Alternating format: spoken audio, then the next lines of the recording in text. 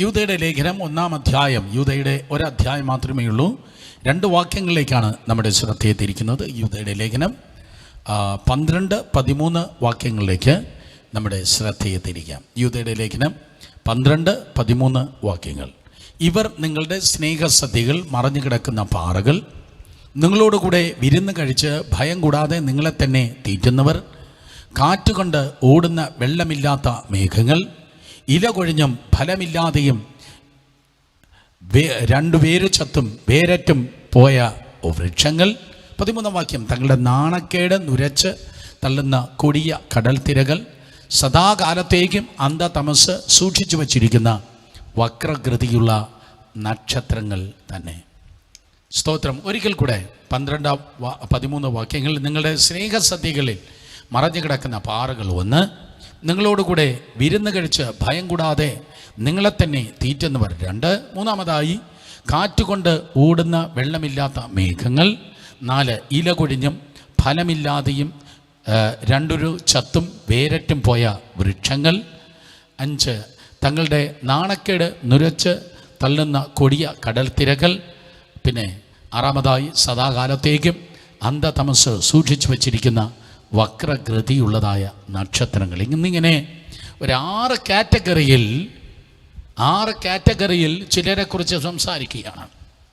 6 കാറ്റഗറിയിലുള്ളതായ വിശ്വാസത്യാഗികളെക്കുറിച്ച് സംസാരിക്കുന്നു. കാറ്റഗറി, വകഭേദങ്ങൾ. അതാണ് ഈ സന്ധ്യയിൽ നാം കേൾക്കുന്നത്. ചില വകഭേദങ്ങൾ.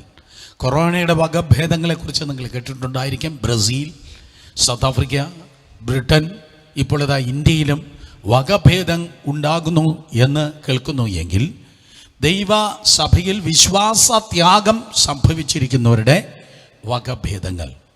ഈ 6 കാര്യങ്ങൾ നാം കേൾക്കുമ്പോൾ നമുക്കറിയാം, നമുക്ക് വിശ്വാസത്യാഗം സംഭവിച്ചിരിക്കുകയാണോ അതോ നാം വിശ്വാസത്തിൽ നിലനിൽക്കുകയാണോ? മറ്റുള്ളവരിലേക്ക് ആരിലേക്ക് നോക്കേണ്ട. ഈ 6 കാര്യങ്ങൾ കേൾക്കുമ്പോൾ എനിക്ക് വിശ്വാസത്യാഗം സംഭവിച്ച് ദൈവത്തിൻ്റെ സന്നിധിയിൽ നിന്ന് ഞാൻ തള്ളപ്പെട്ടവനാണോ, അല്ല ഞാൻ വിശ്വാസത്തിൽ നിലനിൽക്കുകയാണോ? ചില വകഭേദങ്ങൾ. നമുക്കൊരുമിച്ച് പ്രാർത്ഥിക്കാം. പിതാവായ കർത്താവായ യേശുവിൻ്റെ പരിശുദ്ധ നാമത്തിൽ ഒരിക്കൽ കൂടെ അങ്ങയുടെ വചനത്തിന് മുൻപിൽ ഞങ്ങൾക്കായിരിക്കാൻ അവിടെ നൽകിയതായ നല്ല സാവകാശത്തിനായി നന്ദിയോട് സ്തോത്രം ചെയ്യുന്നു. അവിടെ ഞങ്ങളോട് സംസാരിച്ചാട്ടെ. അങ്ങയുടെ വലിയ നാമത്തെ അവിടുന്ന് മഹത്വപ്പെടുത്തിയാട്ടെ. വചനത്തിൻ വാതിൽ അവിടുന്ന് തുറക്കുവാൻ ഗുണം പ്രാർത്ഥിക്കുന്നു. എല്ലാവരും ഉള്ളതുപോലെ അറിയുന്നവനായ കർത്താവേ, ദൈവത്തിൻ്റെ പരിശുദ്ധാത്മാവിൻ്റെ ജ്വലനത്തിലും ദൈവത്തിൻ്റെ വചനത്തിൻ്റെ അളവിലും അവിടുന്ന് ഞങ്ങളെ പണിതാട്ടെ. അങ്ങയുടെ നാമത്തെ മഹത്വപ്പെടുത്തും. അങ്ങയുടെ ശബ്ദം ഞങ്ങളുടെ കാലിന് ദീപവും പാതയ്ക്ക് പ്രകാശവും ആയി തീരുമാറാകട്ടെ. എല്ലാ മഹത്വമേക്ക് യേശുവിൻ വിലയേറിയ നാമത്തിൽ തന്നെ. ആമേൻ, ആമേൻ. വകഭേദങ്ങൾ. ദൈവമായ കർത്താവ് 6-ാം ദിവസത്തിൽ മനുഷ്യനെ സൃഷ്ടിച്ചതുകൊണ്ട് 6 മനുഷ്യനുമായി ബന്ധപ്പെട്ടതായ സംഖ്യയാണ്. നമുക്കറിയാം. 5 ദൈവകൃപയെങ്കിൽ, 7 ദൈവിക പൂർണ്ണതയെങ്കിൽ, 6 അത് മനുഷ്യൻ്റെ സംഖ്യയാണ്. ഇവിടെ ഇതാ പരിശുദ്ധാത്മാവ് യൂദായിലൂടെ 6 തരത്തിലുള്ള ആൾക്കാരെക്കുറിച്ച് പറയുകയാണ്. പ്രധാന വിഷയം വിശ്വാസത്യാഗം തന്നെയാണ്. വിശ്വാസത്യാഗം. ദൈവം വെറൈറ്റികളുടെ ദൈവമാണല്ലോ. ദൈവം എന്നെപ്പോലെയല്ല നിങ്ങളെ സൃഷ്ടിച്ചത്. നിങ്ങളെപ്പോലെ ഡ്യൂപ്ലിക്കേറ്റായി വേറൊരാളുമില്ല. ദൈവം വെറൈറ്റികളുടെ ദൈവമാണ്. ബട്ടർ സ്കോച്ച്, വാനില, അതുപോലെ സ്ട്രോബെറി, പിന്നെ ഇങ്ങനെ ഡിഫറെൻറ്റ് ഫ്ലേവേഴ്സ് ഉള്ളതായ, വിവിധ രുചിയുള്ളതായ ഐസ്ക്രീം ഉള്ളതുപോലെ ഒരാളിനെ മറ്റൊരാളിനെ പോലെ ദൈവമാക്കിയിട്ടില്ല. അതാണ് ദൈവത്തിൻ്റെ ഏറ്റവും വലിയ മഹത്വം എന്ന് പറയുന്നത്. എല്ലാവരെയും ദൈവം ഒരുപോലെ സൃഷ്ടിച്ചിട്ടില്ല. ഓരോരുത്തരുടെ അഭിരുചി വ്യത്യസ്തമാണ്. ഓരോരുത്തരുടെ വ്യക്തിത്വം വ്യത്യസ്തമാണ്. ഓരോരുത്തരുടെ ജീവിതം വ്യത്യസ്തമാണ്. ഇതുപോലെ തന്നെ സഭകളെ നോക്കുമ്പോൾ ഓരോ സഭകളുടെ വിളിയും വ്യത്യസ്തമാണ്. ഓരോ ദൈവദാസന്മാരുടെ പ്രവർത്തന ശൈലി വ്യത്യസ്തമാണ്. എന്നെപ്പോലെ വേറൊരാളല്ല. അവരെപ്പോലെ എനിക്കും ആകുവാൻ കഴിയത്തില്ല. സ്തോത്രം. ഓരോരുത്തരുടെ ശുശ്രൂഷ വ്യത്യസ്തമാണ്. ഓരോരുത്തരുടെ അഭിഷേകം വ്യത്യസ്തമാണ്. ഓരോരുത്തരുടെ വ്യക്തിത്വം വ്യത്യസ്തമാണ്. Is the god of varieties. യേശു കർത്താവ് ഓരോ രോഗികളെ സൗഖ്യമാക്കിയത് ഓരോ തരത്തിലാണ്. ഏറ്റവും കൂടുതൽ കർത്താവ് സൗഖ്യമാക്കിയത് കുഷ്ഠരോഗികളാണ്. ഈ കുഷ്ഠരോഗികളെ കർത്താവ് സൗഖ്യമാക്കുമ്പോൾ സ്തോത്രം, അതെ, ആവർത്തിച്ച് ഒരേ പാറ്റേണിലല്ല പലരെയും സൗഖ്യമാക്കിയത്. ചിലരെ കണ്ട് മനസ്സലിഞ്ഞ് തൊട്ടു, ചിലരെ കണ്ട് മനസ്സലിഞ്ഞ് പറഞ്ഞു. അങ്ങനെ ഓരോ തരത്തിലാണ് കർത്താവ് ഓരോ കുഷ്ഠരോഗികളെ ശുദ്ധമാക്കിയത്.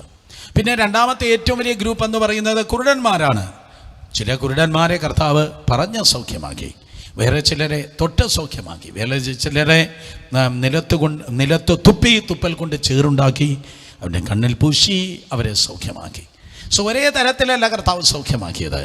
കർത്താവ് വിവിധ വെറൈറ്റിയിൽ, വിവിധ മെത്തേഡുകളിലാണ് അവരെ സൗഖ്യമാക്കിയത്.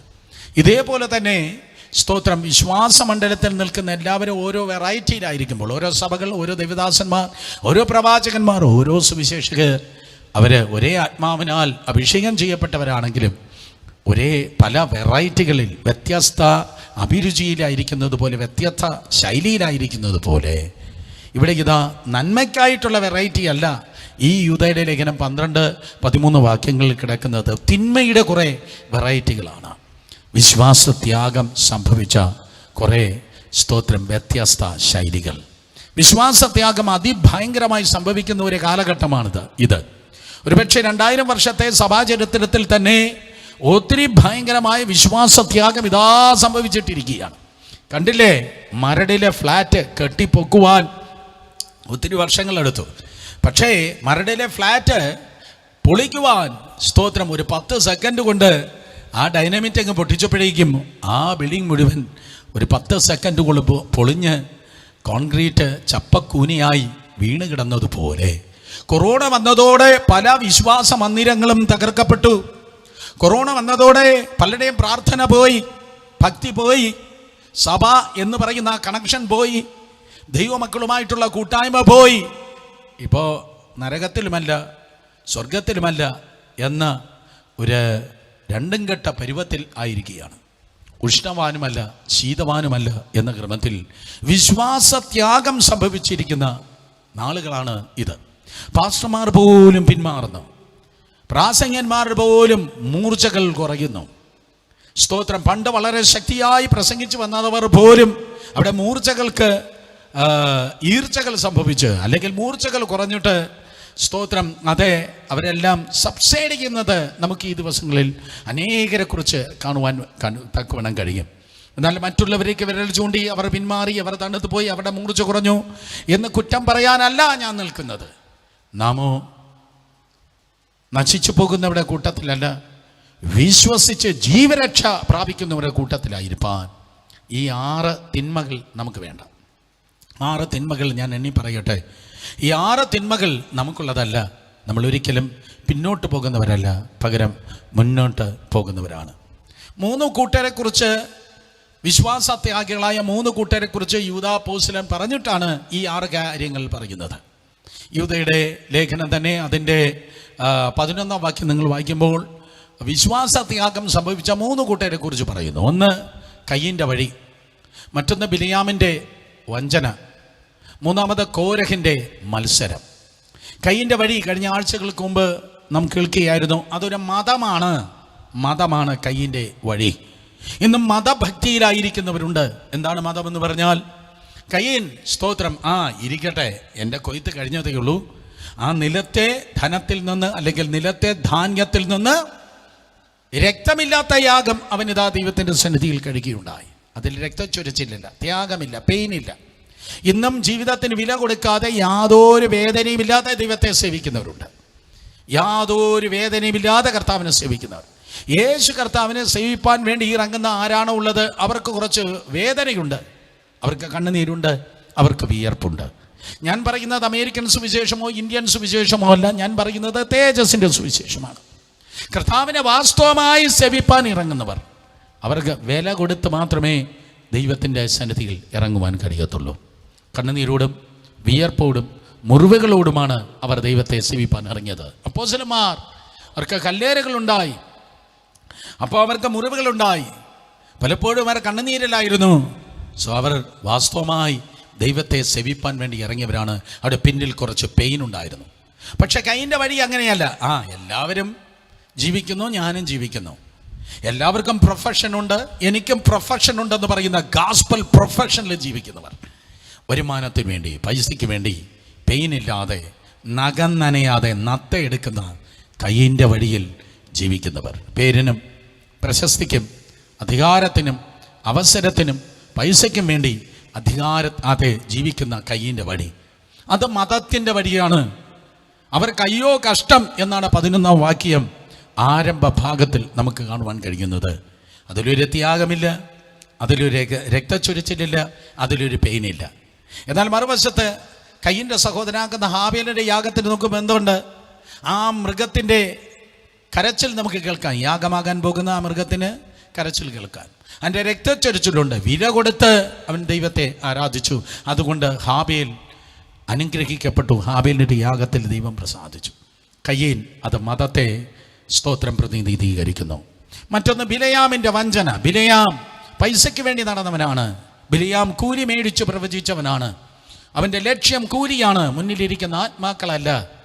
ഇന്നും മുന്നിലിരിക്കുന്ന ആത്മാക്കളല്ല. അവിടെ ദശാംശമേ സ്തോത്രകാഴ്ചയെ ദശാംശമേ എന്ന് പറഞ്ഞ് ജനത്തെ കറവപ്പശുവാക്കുന്ന പ്രാസംഗികന്മാർ, ജനത്തെ കറവപ്പശുവാക്കുന്നതായ പാസ്റ്റർമാർ.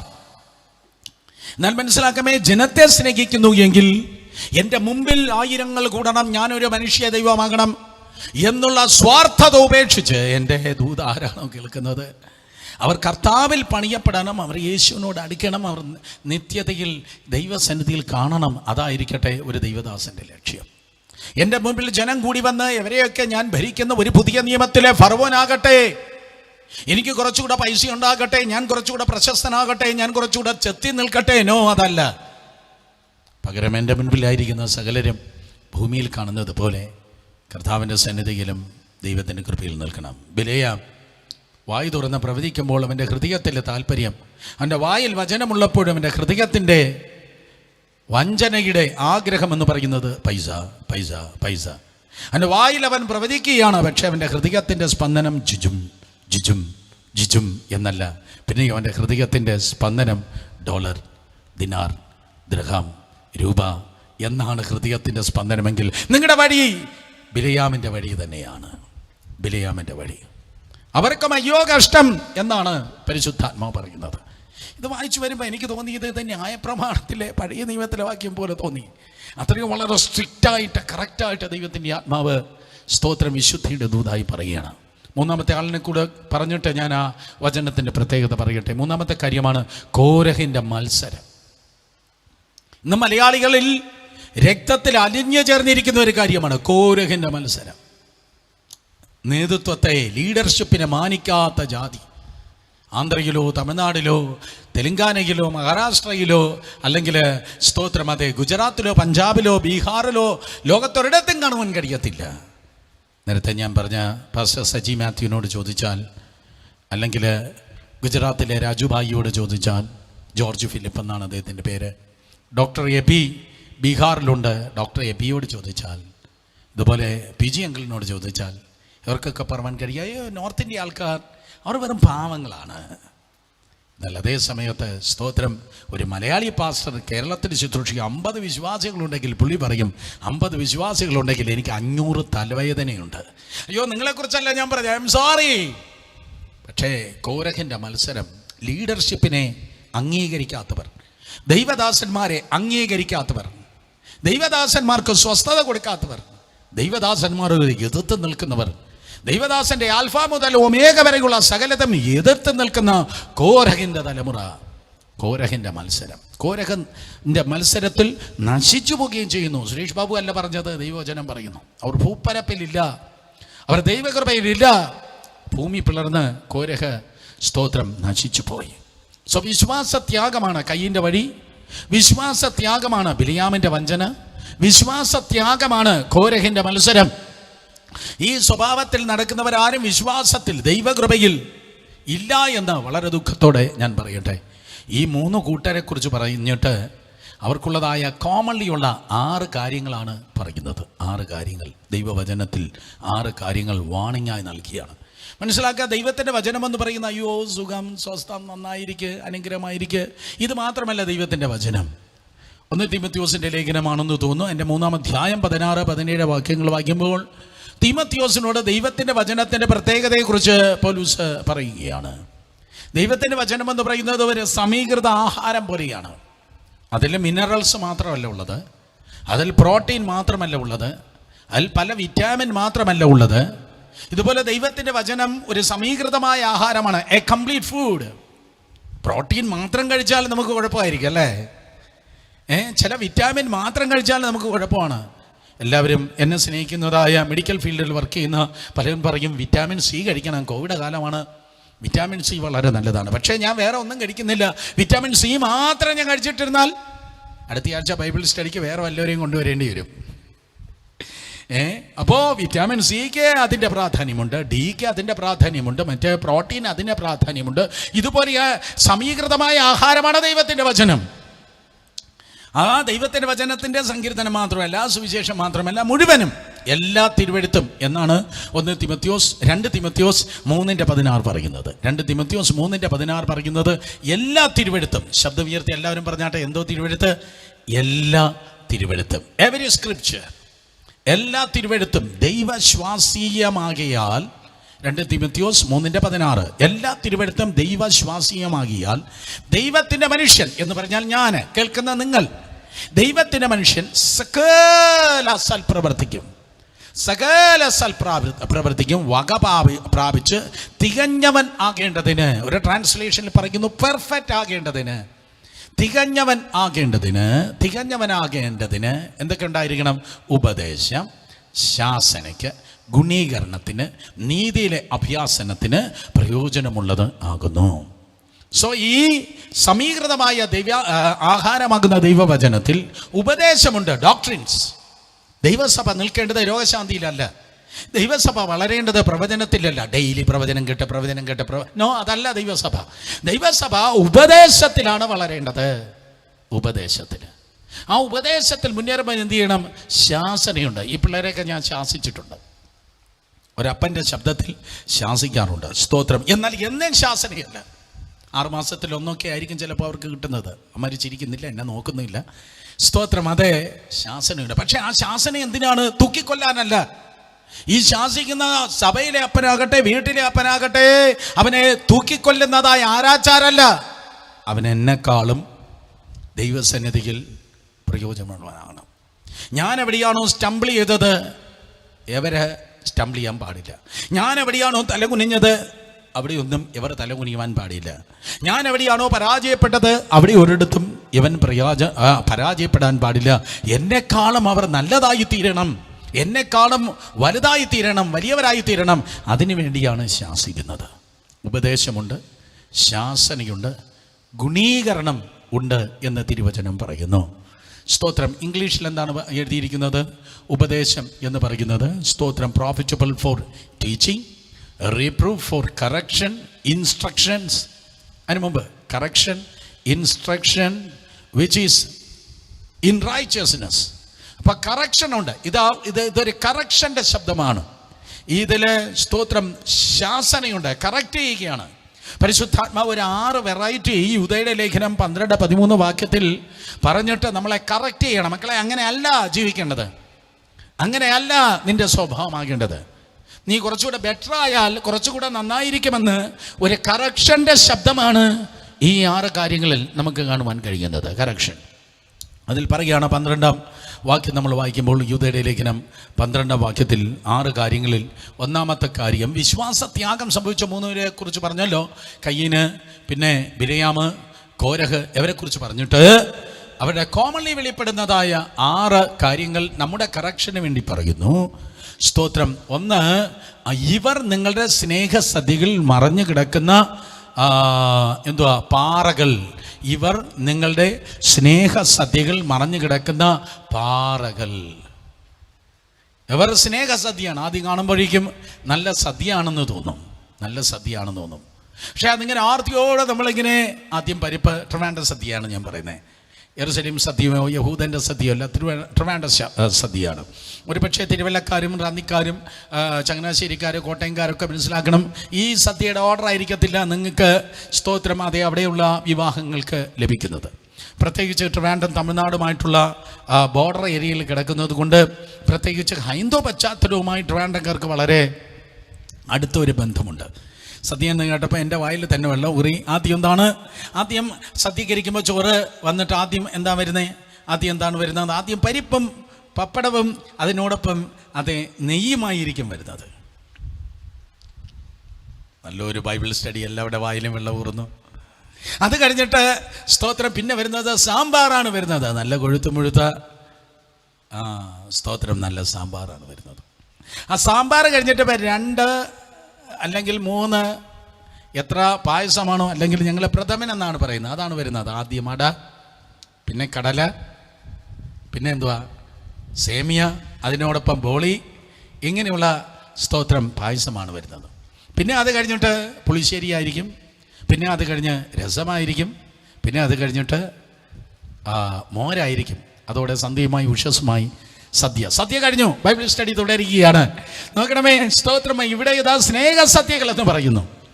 ഈ സ്നേഹസദ്യ എന്ന് പറയുന്നത് എന്താണ്? ബൈബിൾ ഡിക്ഷണറിയിൽ ഞാൻ മനസ്സിലാക്കിയത്, ആദ്യ നൂറ്റാണ്ടിൽ സഭായോഗത്തിന് ഒരുമിച്ച് കൂടി വരുമ്പോൾ അവർക്ക് കർത്തൃമേശയ്ക്ക് മുമ്പ് ഒരു സ്നേഹസദ്യയുണ്ട്. വിശ്വാസികൾ അവർ സ്തോത്രം കൈയും വീശിയല്ല ആരാധനയ്ക്ക് വരുന്നത്, അവർ ആഹാരങ്ങളുമായിട്ടാണ് കടന്നു വരുന്നത്. അവരുടെ കയ്യിൽ ആഹാരമുണ്ട്. പണക്കാരാണെങ്കിൽ, നല്ല ധനമുള്ളവരാണെങ്കിൽ കുറച്ച് കൂടുതലൊക്കെ സ്തോത്രം കുക്ക് ചെയ്ത് സ്തോത്രം കുറച്ച് കൂടുതൽ ആഹാരമൊക്കെ കരുതി മറ്റുള്ളവർക്കൊക്കെ കരുതിയായിരിക്കും അവർ വരുന്നത്.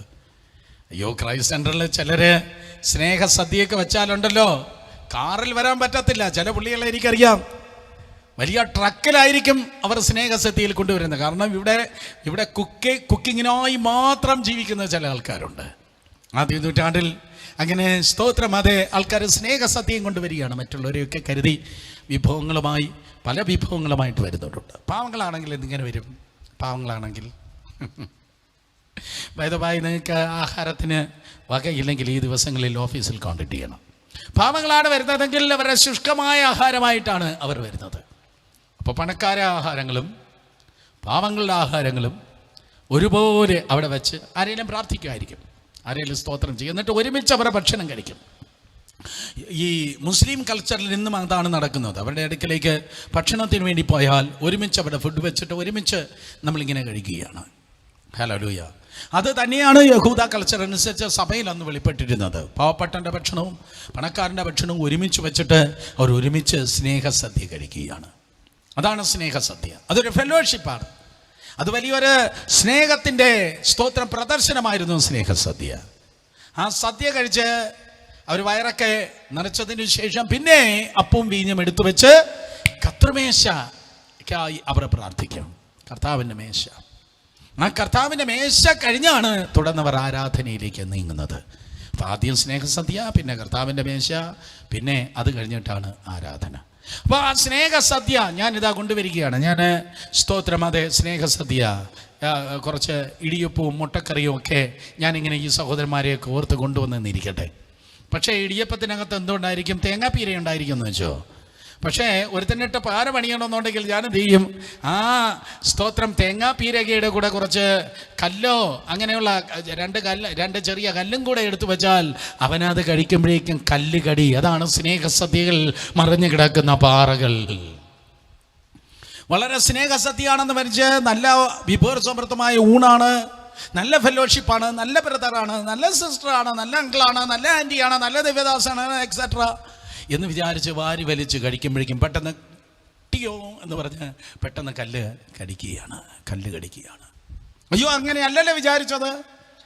അവരങ്ങനെ അല്ലല്ലോ, സംസാരത്തിൽ അങ്ങനെ അല്ലായിരുന്നല്ലോ, പ്രവൃത്തിയിൽ അങ്ങനെ അല്ലായിരുന്നല്ലോ. പക്ഷേ അവരോട് അടുത്തപ്പോൾ കല്ലുകടി, അടുത്തപ്പോഴാണ് കല്ലുകടി. സോ അങ്ങനെ വേറെ ഏതെങ്കിലും ഒരു വ്യക്തിയിൽ നിന്നും ഒരു കല്ലുകടി നിങ്ങളുടെ ജീവിതത്തിൽ വന്നിരിക്കുന്നുവെങ്കിൽ മറ്റുള്ളവർക്ക് കല്ലുകടിയായി ജീവിക്കുന്ന ആരെങ്കിലും ഉണ്ടെങ്കിൽ മനസ്സിലാക്കണം, വിശ്വാസ ത്യാഗം സംഭവിച്ചിരിക്കുന്ന വ്യക്തിയാണ്.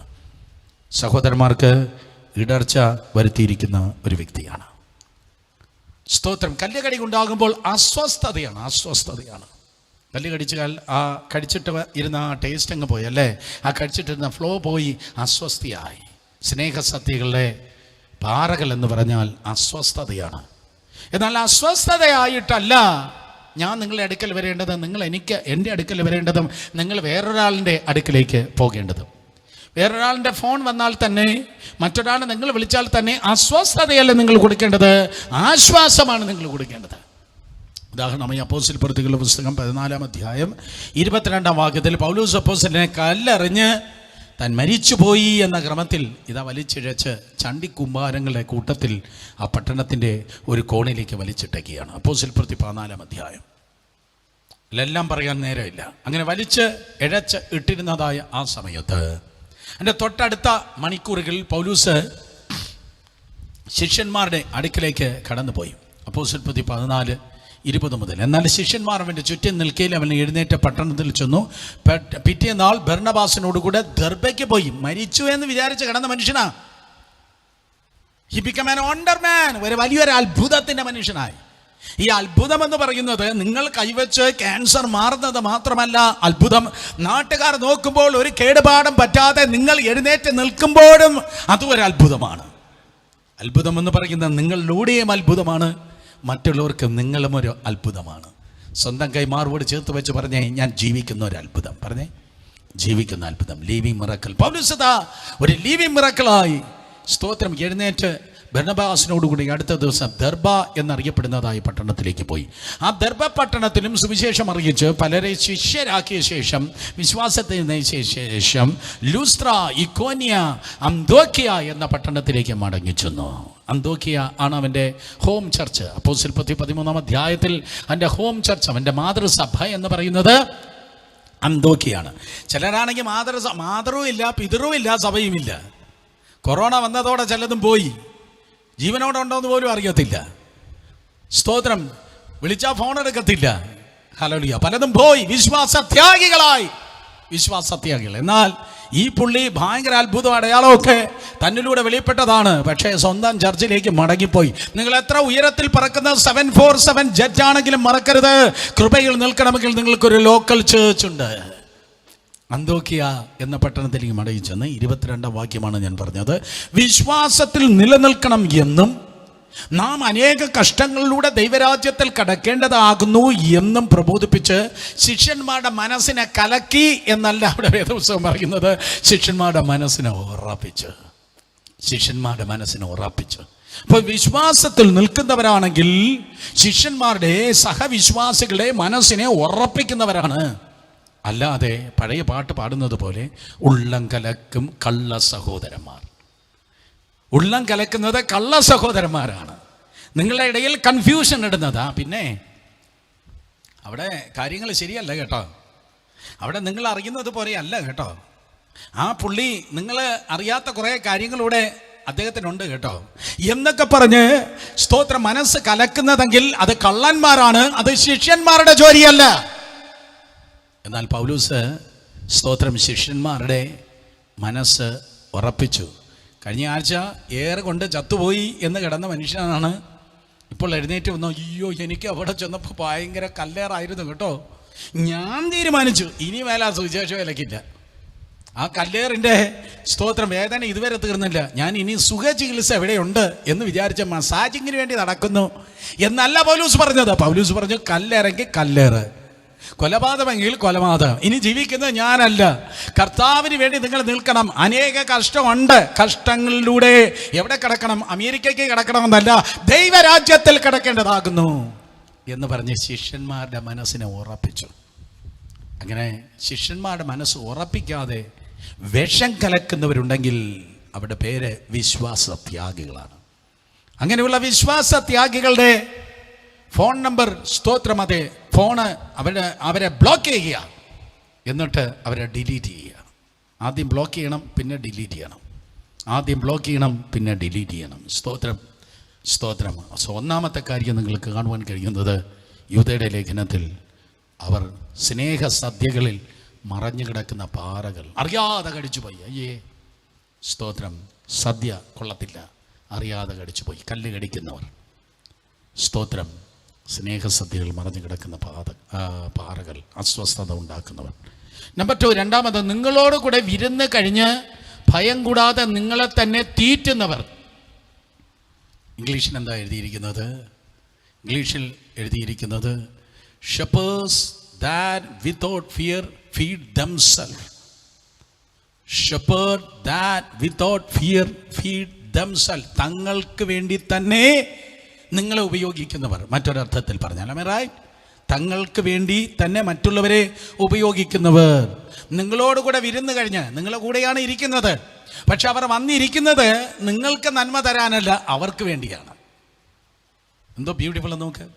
പലരും നിങ്ങളോട് കൂടെ കൂടിയിരിക്കുന്നത്, നിങ്ങളുമായി പലരും കമ്പനി അടിച്ചിരിക്കുന്നത് നിങ്ങൾക്ക് നന്മ തരാൻ വേണ്ടിയല്ല. സഹോദരങ്ങളെ, ഞാൻ നിങ്ങളോട് കൂടെ കൂടുന്നെങ്കിൽ, ഞാൻ നിങ്ങളുടെ ശുശ്രൂഷകനായിരിക്കുന്നെങ്കിൽ അത് എൻ്റെ നന്മയ്ക്കാകല്ല, നിങ്ങളുടെ നന്മയ്ക്കായി ആകണം. ഈ ബുധനാഴ്ച ഞാൻ ഉപവാസം. നിങ്ങൾ ഉപവാസം തുടങ്ങും മുമ്പേ എൻ്റെ ഉപവാസം തുടങ്ങി. നിങ്ങളുടെ ഉപവാസം തീർന്നു, പക്ഷെ എൻ്റെ ഉപവാസം തീർന്നില്ല. നമ്മൾ തുടരുക. വല്ലവരും എന്തെങ്കിലും തരുമെന്ന് പറഞ്ഞിട്ടല്ല. ഈ പട്ടണത്തിൽ ആരുടെ അടുക്കലേക്ക് എന്തെങ്കിലും പോകാൻ, എന്തിനെങ്കിലും കൈനീട്ടാൻ എൻ്റെ തമ്പുരാൻ അനുവദിച്ചിട്ടില്ല, അനുവദിക്കത്തുമില്ല.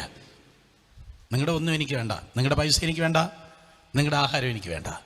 എന്ത് കിട്ടുമെന്ന് പറയുന്നത് ബിസിനസ്സാണ്, എന്ത് പ്രാപിച്ചു കൊടുക്കാമെന്ന് പറയുന്നത് സുവിശേഷമാണ്. പലരും നിങ്ങളോട് എന്തെങ്കിലും കൂടുന്നു എങ്കിൽ എനിക്കെന്തെങ്കിലും കിട്ടും, അവിടെ നല്ല വചനമുണ്ട്, അതുകൊണ്ട് പോകാം. അവിടെ ചെന്നാൽ നല്ല പോയിന്റ് കിട്ടും, അവിടെ ചെന്നാൽ നല്ല തോട്ട് കിട്ടും, അവിടെ ചെന്നാൽ നല്ല തോട്ട് കിട്ടും, അവിടെ ചെന്നാൽ ആ സഹായം കിട്ടും, അവിടെ ചെന്നാൽ ആ നന്മ കിട്ടും എന്ന് പറഞ്ഞു വരുന്നതെങ്കിൽ വിശ്വാസത്യാഗികളാണ്. ഈ കോവിഡ് കാലത്ത് ദൈവരാജ്യത്തിൻ്റെ പ്രിൻസിപ്പിൾ ഞാൻ പറയട്ടെ. നിങ്ങൾ വലിയ ഉപജ്ഞാതാക്കളോ വാചമടിക്കുന്നവരോ വലിയ പ്രൈച്ചേഴ്സോ ഭയങ്കര ടെക്നോളജി അറിയാവുന്നവരോ പാട്ട് പാടുന്നവരോ പെർഫെക്റ്റ് പരിപാടികളോ ഒന്നുമല്ല. പക്ഷെ ഉള്ള 5 അപ്പവും 2 മീനായിരിക്കും നിങ്ങളുടെ കയ്യിലുള്ളത്. അത് ഞാൻ തമ്പുരാൻ്റെ കയ്യിൽ കൊടുക്കട്ടെ. അതാകട്ടെ നമ്മുടെ ജീവിതത്തിൻ്റെ ലക്ഷ്യം. എനിക്കുള്ളത് ഇമ്മിണിയേ ഉള്ളൂ, അത് ഞാൻ ദൈവത്തിൻ്റെ കരത്തിൽ കൊടുക്കട്ടെ. അല്ലാതെ ചാക്കുമായി വന്ന് ഞാൻ വാരട്ടെ എന്ന് പറയുന്നതല്ല. എൻ്റെ പേര് കൗശലമാണ്.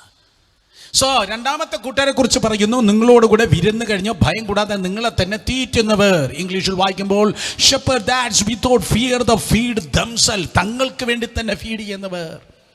അവർ കൗശലത്തിൻ്റെ ആൾക്കാരാണ്. കൗശലത്തിൽ ജീവിക്കുന്നവരാണ്. സഭയിൽ വന്ന് കൗശലത്തിൽ ജീവിക്കുന്ന ആരെങ്കിലും ഉണ്ടെങ്കിൽ, സുവിശേഷ വേല കൗശലത്തിൽ ചെയ്യുന്ന മുതലാളിമാരുണ്ടെങ്കിൽ, പ്രാസംഗന്മാരുണ്ടെങ്കിൽ വിശ്വാസത്യാഗികളാണ്. ഇന്ന് പലരും പലതും ചെയ്യുന്നത് കൗശലമാണ്. പേരിന്, പ്രശസ്തിക്ക്. സ്തോത്രം. ഞങ്ങളിങ്ങനെ ആളെ കൂട്ടി, ഞങ്ങളിങ്ങനെ പരിപാടികൾ ചെയ്തു, ഞങ്ങളെന്നും ഫീൽഡിലുണ്ട്, ഞങ്ങൾക്കും ചത്തണമെന്ന് പറഞ്ഞ് പലതും ചെയ്യുന്നത് കൗശലത്തിലാണ്. മാനിപ്പുലേഷൻ എന്ന് പറയുന്നത്, അല്ലെങ്കിൽ കൗശലം എന്ന് പറയുന്നത്, അതൊരു പിശാചാണ്.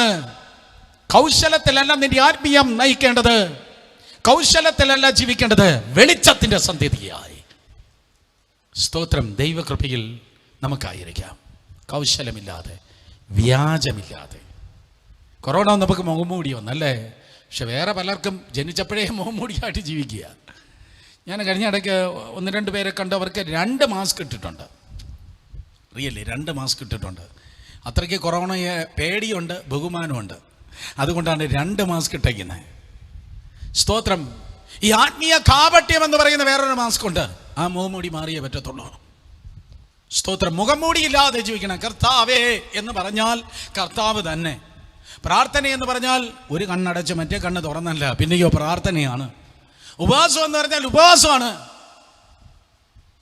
സ്തോത്രം. വ്യാജമില്ലാതെ, മറ്റുള്ളവരിൽ നിന്ന് എന്ത് കിട്ടുമെന്ന് ചിന്തിക്കാതെ, ചർച്ചിൽ നിന്ന് എന്ത് കിട്ടുമെന്ന് ചിന്തിക്കാതെ, ഈ പുസ്തകം എടുത്താൽ എന്തൊക്കെ കിട്ടും എന്ന് ചിന്തിക്കാതെ, കൗശലമില്ലാതെ ജീവിക്കുക. ചില സ്തോത്രം മൃഗങ്ങളെക്കുറിച്ച് കേട്ടിട്ടുണ്ട്. ആ മൃഗങ്ങൾ വേട്ടയാടത്തില്ല. എനിക്കൊന്ന് ഈ ചില വെറൈറ്റി ഫോക്സ് എന്ന് പറഞ്ഞാൽ കുറുക്കൻ, അവന് ഇറങ്ങി അവനങ്ങ് വേട്ടയാടത്തില്ല. അവൻ വേറെ ചില മൃഗങ്ങളെ പിന്നാലെ നടക്കും. സിംഹം, പുലി, കടുവയുണ്ടെങ്കിൽ അതിൻ്റെ പിന്നാലെ നടക്കും. അപ്പോൾ ഈ മുന്നിൽ പോകുന്ന അച്ചാച്ചൻ ഇര പിടിക്കുമ്പോൾ സ്തോത്രം, അതിൻ്റെ ബാലൻസ് എനിക്ക് കിട്ടും. നിങ്ങളുടെ പിന്നാലെ ചിലത് കൂടിയിരിക്കുന്ന അവൻ ഇര പിടിക്കത്തില്ല. അവൻ ഫോക്സ് ആണ്, കുറുക്കൻ. കർത്താവ് സ്തോത്രം അതേ ഹെരോദാവിനെ നോക്കി പറഞ്ഞു, ആ കുറുക്കനോട്, ഫോക്സ്, കണ്ണിങ്. ആ കണ്ണിങ്ങിൻ്റെ മെൻറ്റാലിറ്റിയാണ്. നിങ്ങളോട് കൂടെ വിരുന്ന് കഴിക്കുന്നവർ ഭയം കൂടാതെ നിങ്ങളെ തന്നെ തീറ്റുന്നവർ എന്ന് പറഞ്ഞാൽ നാളെ ഇന്ന് നിങ്ങൾ പാല് കൊടുത്ത മക്കളെ, ആ പാല് കൊടുത്ത കയ്യിൽ തന്നെ തിരിഞ്ഞു കൊത്തുന്നു. ഇന്ന് നിങ്ങൾ കൊടുത്തിട്ട് നിങ്ങൾ മേടിക്കുന്നു. നിങ്ങളെ സഹായം ചെയ്തു, ആ സഹായത്തിൻ്റെ നന്ദി പോലുമില്ല. ആ സഹായത്തിൻ്റെ നന്ദി പോലുമില്ല. ഇത് ആരുടെയൊക്കെയോ സഹായം കൊണ്ടാണ് നമ്മളിന്ന് ജീവിക്കുന്നത്. ആരും സഹായിക്കാതെ ആരും എനിക്ക് വേണ്ട എന്ന് നമുക്ക് ഒരിക്കലും പറയാൻ കഴിയത്തില്ല. സ്തോത്രം. കാട്ടിലെ മൃഗങ്ങളെ കൊണ്ട് മനുഷ്യന് സഹായമുണ്ട്. നാട്ടിലെ പശുവാകട്ടെ പക്ഷികളാകട്ടെ ഇതിനെല്ലാം കൊണ്ട് എക്കോളജി അല്ലേ, സ്തോത്രം, ഇതിനെല്ലാം കൊണ്ട് ഒരു ഉപകാരമുണ്ട്. നമ്മൾ കാണുന്ന ആൾക്കാർ മാത്രമല്ല, നമുക്ക് ഇഷ്ടമില്ലാത്ത ചിലതിനെ കൊണ്ടുപോലും നമുക്ക് ഉപകാരമുണ്ട്. പാമ്പ് എനിക്കിഷ്ടമല്ല, കാണാൻ പോലും ഇഷ്ടമല്ല. ഞാൻ ഒരു പാമ്പിനെ കണ്ടിട്ട് വർഷങ്ങളായി. കാണല്ലേ കർത്താവേ എന്നാണ് പ്രാർത്ഥിക്കുന്നത്. പക്ഷേ എക്കോസിസ്റ്റത്തിൽ അല്ലെങ്കിൽ എക്കോളജി അനുസരിച്ച് പാമ്പിന് ഒരു ഉപകാരമുണ്ട്. കൊതുക്, സ്തോത്രം, നല്ലതല്ല, പക്ഷേ കൊതുക് കൊണ്ട് ഈ സിസ്റ്റത്തിന് ഒരു ഉപകാരമുണ്ട്. ഇതുപോലെ ചിലതൊന്നും നമുക്ക് ഇഷ്ടമില്ല എന്ന് പറഞ്ഞാലും അവരെ കൊണ്ട് എന്തുകൊണ്ട് നമുക്കൊരു ഉപകാരമുണ്ട്. അവരെല്ലാം നമുക്ക് അനുഗ്രഹമാണ്. പരസ്പര വിശ്വാസികൾ, സ്തോത്രം, അനുഗ്രഹമാണ്. അതുകൊണ്ട് ഞാനൊരു അനുഗ്രഹമാകട്ടെ. ഞാനൊരു വീട്ടിൽ കയറി ചെന്നാൽ ഞാൻ അവർക്കൊരു അനുഗ്രഹമാകണം. ഞാൻ സുവിശേഷ വേല ചെയ്യുന്ന എല്ലാവരുടെയും നന്മയ്ക്കായി പറയട്ടെ. ബ്രദർ സുരേഷ് ബാബു ഒരു വീട്ടിൽ ചെന്നാൽ ആ വീട്ടിലെ കൈ കുഞ്ഞു തുടങ്ങി പ്രായമുള്ളതായ അപ്പച്ചൻ വരെ എന്തേലും ഒരു നന്മ അനുഭവിച്ചിരിക്കും. ഞാൻ പറഞ്ഞത് ഏതോ കേക്കോ ജിലേബിയോ ലഡുവോ കൊടുക്കുമെന്നല്ല ഞാൻ പറഞ്ഞത്. മിക്കവാറും ഒരു പ്രവചന ദൂത് അല്ലെങ്കിൽ ഒരു വചനം അവർ പറയും, സ്തോത്രം, അതെ നിങ്ങൾ വന്നത് എനിക്ക് അനുഗ്രഹമായി. കൊർന്നേലിയോസ് വീട്ടിൽ പത്രോസ് എന്നപ്പോൾ പത്രോസ് നീ വന്നത് ഉപകാരമായി. അല്ലാതെ നമ്മുടെ ചുറ്റും നിൽക്കുന്നവർ നീ എൻ്റെ കൂടെ നിൽക്കുന്നത് എനിക്ക് ഉപദ്രവമായി എന്നല്ല പറയേണ്ടത്. നീ എൻ്റെ കൂടെ നിൽക്കുന്നത് എനിക്ക് ഉപകാരമായി. അല്ലാതെ ഉപദ്രവമായെങ്കിൽ അവർ വിശ്വാസത്യാഗികളാണ്. എന്തേലും ഊറ്റാൻ, സ്തോത്രം, നന്മ പറ്റിയിട്ട് നാളെ നിറം പിടിച്ച കള്ള കഥകളും അപവാദം പറയുന്ന അവർ വിശ്വാസത്യാഗികളാണ്. നമ്മളിൽ നിന്ന് നന്മ അനുഭവിച്ചിട്ട്, ഈ നന്മയെന്ന് പറയുന്ന പൈസ മാത്രമല്ല. ഞാൻ എൻ്റെ വ്യക്തിപരമായി പറഞ്ഞാൽ പൈസയേക്കാൾ വിലയേറിയ ഒത്തിരി കാര്യങ്ങളുണ്ട്. ഏറ്റവും വലുത് ദൈവകൃപയാണ്. ദൈവകൃപയ്ക്ക് തുല്യം അല്ലെങ്കിൽ കർത്താവിന് തുല്യം കർത്താവ് മാത്രമാണ്. അഭിഷേകത്തിന് തുല്യം അഭിഷേകം മാത്രമാണ്. അതുപോലെ വേറെ ഒരു വിലയേറിയ കാര്യമാണ് ആരോഗ്യമുള്ളൊരു ശരീരം. ഒന്ന് ചിന്തിച്ച മക്കളെ, ആരോഗ്യമില്ലാതെ വല്ല പനിയും വന്നാൽ ഒരു 4 പ്രാവശ്യം ഇങ്ങനെ നിങ്ങൾ ചുമച്ചാൽ നാട്ടുകാർ മുഴുവൻ പറയും അവനും കോവിഡ് വന്നെന്ന് വന്നു.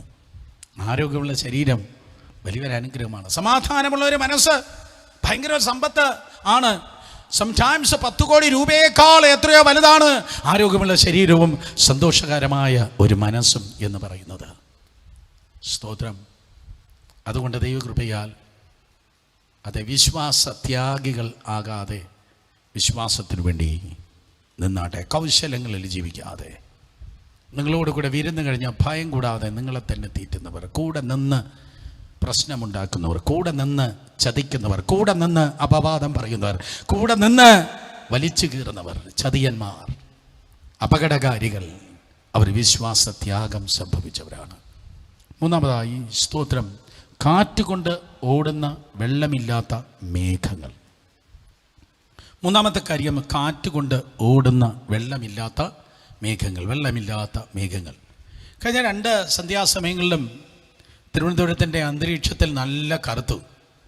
ഞാൻ ഉൾപ്പെടെയുള്ള അനേക ആൾക്കാർ സന്തോഷിച്ച് കാണാം. മേഘം കണ്ടപ്പോൾ സന്തോഷിച്ചാണ്. മഴ വരുന്നേ, എങ്ങനെയും ഒന്ന് തണുക്കണമേ, മഴ പെയ്തെങ്കിൽ കൊള്ളാം, മഴ പെയ്തനെ, കർത്താവേ സ്തോത്രം, മഴ വരുന്നതിനായി സ്തോത്രം. അന്തരീക്ഷത്തിൽ നല്ല കറുപ്പുണ്ട്. പക്ഷെ ചെറിയൊരു കാറ്റടിച്ചപ്പോഴേക്കും ഈ മേഘം അങ്ങ് പോയി. സ്തോത്രം. കുറേ നേരം കഴിഞ്ഞിട്ടും മഴ പെയ്യുന്നില്ല. ആരണ്ട് ഇപ്രകാരം പറയും, മഴ ഇതാ താഴെ വീണുപോയി എന്നാണ് ചിന്തിച്ചത്. പക്ഷെ മഴ പെയ്തില്ല. മേഘമാണ് വന്നത്. പക്ഷെ മേഘം നമ്മെ അങ്ങ് പറ്റിച്ചു. മഴ പെയ്തില്ല. സ്തോത്രം. ഇന്ന് നമ്മൾ ദൈവകൃപയാകുന്നതായ മഴയെ ജനത്തിൻ്റെ നടുവിൽ തണുപ്പിക്കുന്നില്ല എങ്കിൽ ഇതേപോലെയാണ് കാറ്റുകൊണ്ട് ഓടുന്ന വെള്ളമില്ലാത്ത മേഘങ്ങൾ. ഒരു കാറ്റടിച്ചാൽ ഓടിപ്പോകും, ഒരു പ്രശ്നം വന്നാൽ ഓടിപ്പോകും. ഒരു പ്രശ്നം ഉണ്ടാകാൻ വേണ്ടി ഇങ്ങനെ കാത്തിരിക്കുക, ചർച്ച വരാതിരിക്കാൻ. ഒരു കാര്യം കേൾക്കാൻ വേണ്ടി കാത്തിരിക്കുക, ചർച്ച മുടക്കാൻ. ഒരു വിഷയം ഉണ്ടാകാൻ വേണ്ടി കാത്തിരിക്കുക. വിഷയം ഉണ്ടാകണമെങ്കിൽ കാറ്റടിച്ചാൽ മേഘം പിന്നെ കാണത്തില്ല, കസേര ഒഴിഞ്ഞ് കിടക്കും. സ്തോത്രമോ, ഞങ്ങൾ ഇനി അങ്ങോട്ട് പോകത്തില്ല. കാറ്റ് കൊണ്ട് ഓടുന്ന വെള്ളമില്ലാത്ത മേഘങ്ങൾ. മേഘമേ, നീ അവിടെ ഇത്രയും നാൾ ഉണ്ടായിരുന്നു, വല്ല പ്രയോജനം ഉണ്ടായിരുന്നോ? നിന്റെ പേര് മേഘമെന്നും ഇരിക്കട്ടെ. സ്തോത്രം. എത്ര കിൻഡൽ മഴയാണ് നിന്നിലൂടെ ചൊരിഞ്ഞത്? വല്ല മഴയും മറ്റുള്ളവർക്ക് ഉണ്ടായിട്ടുണ്ടോ? സ്തോത്രം. നീ മേഘമാണെങ്കിൽ നീ ചൂടാക്കുന്നവനല്ല, നീ തണുപ്പിക്കുന്നവനാണ്. മേഘമെന്ന് പറയുന്നത് പരിശുദ്ധാത്മാവിൻ്റെ 7 അടയാളങ്ങളിലൊന്നാണ് മേഘം. ആ മേഘത്തിൽ എന്തുകൊണ്ട്? മഴയുണ്ട്. മഴയെന്ന് പറയുന്നത് ദൈവത്തിൻ്റെ വചനത്തിന് തുല്യമാണ്. അപ്പോൾ പരിശുദ്ധാത്മാവിനാൽ നിറയപ്പെട്ടവർ, ദൈവത്തിൻ്റെ വചനം പറയുന്നവർ മേഘം. പരിശുദ്ധാത്മാവിനാൽ നിറയപ്പെട്ടവർ, ദൈവത്തിൻ്റെ വചനം പറയുന്നവർ. അവർ ചൂടാക്കുന്നവരാണോ തണുപ്പിക്കുന്നവരാണോ? അവർ തണുപ്പിക്കുന്നവരാണ്. വെള്ളമുള്ള മേഘമാണെങ്കിൽ, വെള്ളമുള്ള മഴയുള്ള മേഘമാണെങ്കിൽ ഒരു പഞ്ചായത്തിൽ അല്ലെങ്കിൽ ഒരു പട്ടണത്തിൽ ഈ മേഘം അങ്ങ് എസ്റ്റാബ്ലിഷ് ആയാൽ അതിൽ നിന്ന് ഇതാ പെയ്യുകയാണ്, അതിൽ നിന്ന് വചനം പെയ്യുകയാണ്, അതിൽ നിന്ന് ദൂതുകൾ പെയ്യുകയാണ്, അതിൽ നിന്ന് അരുളപ്പാടുകൾ പെയ്യുകയാണ്, കൃപാവരങ്ങൾ പെയ്തുകൊണ്ടിരിക്കുകയാണ്.